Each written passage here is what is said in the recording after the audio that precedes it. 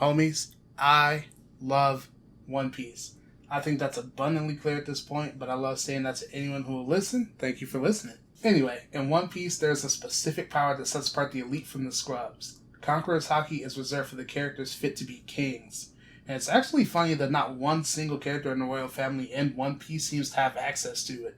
The power is so potent and terrifying that in the moment Luffy uses it for the first time, every marine in the audience shits their pants on the spot.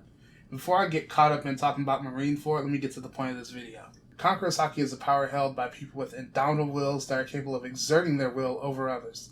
The base effect is that most fodder characters will faint just by being in the mere presence of a user. The thing is, I can think of so many other anime characters that could and would be capable of using Conqueror's Haki if they were part of the One Piece universe.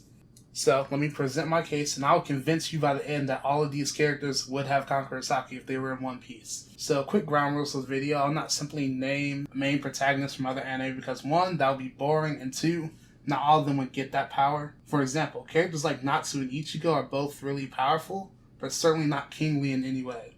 They don't have any extravagant dreams to achieve that drives them either, so they're automatically disqualified. Also, slightly more TOS, this list was originally much longer, including people like Raftalia from Shield Hero and Sesshomaru from Inuyasha, but it got a little too long, so I scrapped those entries for time. But just know, I think these characters could also have Conqueror's Haki. Let me know if you agree below. The first character I want to talk about is from Attack on Titan, and thank the heavens he died before all this final season shenanigans popped off so his name can be run through that meme. I'm speaking of none other than Erwin Smith, the previous commander of the Scout Regiment. Erwin was a tactical genius with stakes in every corner of the government within the walls, unflinching when his authority was stripped or shut down, always planning his next 5 moves. Even when this man was getting his arm bitten off, he was still in the middle of giving orders that his men fought and died to follow, just because he made them believe victory was possible. I mean, that's gotta be a value for a king to possess, right? The ability to inspire people to fight the very monsters treating your arm like a $1 menu meal?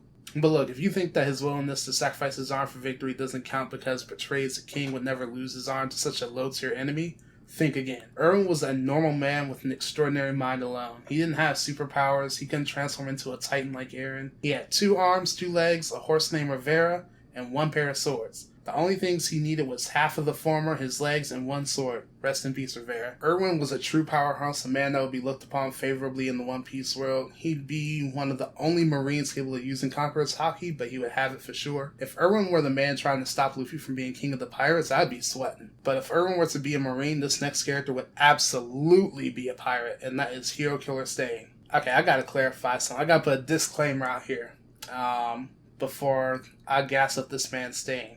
1, and most important, I no longer watch or read My Hero Academia, and I haven't in months, so skip to this time if you want to be spoiler free. The second Bakugo fake out death pissed me off. Both were glorious character moments for Bakugo, but I can only take so many death fake outs per series and even less per character. I dropped MHA, I haven't looked back, but I can't just forget Stain existed. Anyway, now that that part of the TOS is over, let me explain Stain's position a little.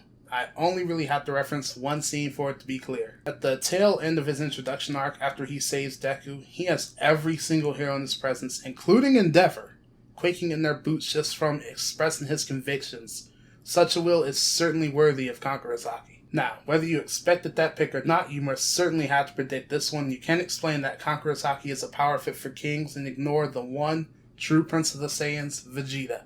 But honestly, he's not a prince anymore. He hasn't been since Trunks was introduced. He forfeited his right to the title Prince of all Saiyans at that moment and became the king. I mean, at that point, he was the strongest full-blood Saiyan on Earth, and the Saiyans relish strength above all else. But that's not all there is to Vegeta. While we have seen that Conqueror's Haki is a hereditary trait in the One Piece world, we can reference Big Mom and Katakuri and Kaido and Yamato as examples of that. I mean, we can assume that Luffy's dad, Dragon, has it too, but it's far from officially confirmed. But back to Vegeta. He's a ruler of the Saiyans, half-blood or no. When push came to shove in the Buu arc, he threw his pride away for the family he grew to love twice. He blew himself up the first time to save them, including the man he had originally hated. The second time he was willing to give up his individuality eternally by fusing with his greatest rival. I think having such things you're willing to sacrifice yourself and your principles for is a rare quality. And we've seen a prime example of that in One Piece. Do I need to play the clip? I'll play the clip.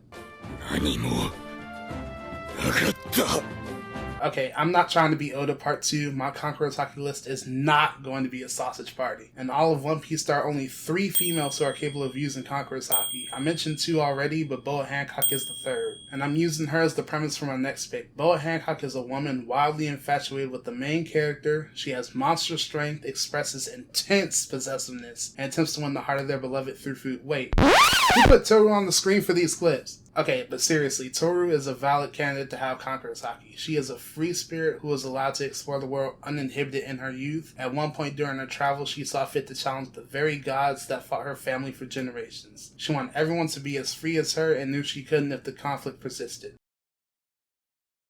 So, let's talk about Yu-Gi-Oh! And yes, the canon I'm proposing from this anime is of course the King of Games, aka the Pharaoh, aka Atem. Look, the King of Games title is only a small factor behind this choice though. Atem is a literal pharaoh, an Egyptian king who not only ruled over man, but he was able to command wizards, magicians, dragons, and even the gods themselves. Slifer the Sky Dragon, Novelist Tormentor, and the Winged Dragon of Ra were cards so powerful that normal players could not hope to control them, but there was Atem easily able to use all 3 without the slightest issue. Imagine a man able to command 3 such monsters loose in the world. The power he possesses would surely come with Conqueror's Haki. Alright, I have saved the best for last. Of all the characters on this list, including the ones I cut for time, this one is my absolute favorite. They are one of the people you see on screen right now. When I saw 2 of these characters for the first time, I was sure which 2 were going to be my least favorites based on design alone. Lo and behold, they became my 2 favorite Hashiras in the show. But I'm only here to talk about one, and it has to be the man, the myth, the legend, Kyojuro Rengoku. I'm not even going to compare Rengoku to any existing One Piece character. I'm simply going to state the claim, and you can let me know if you agree or not, okay?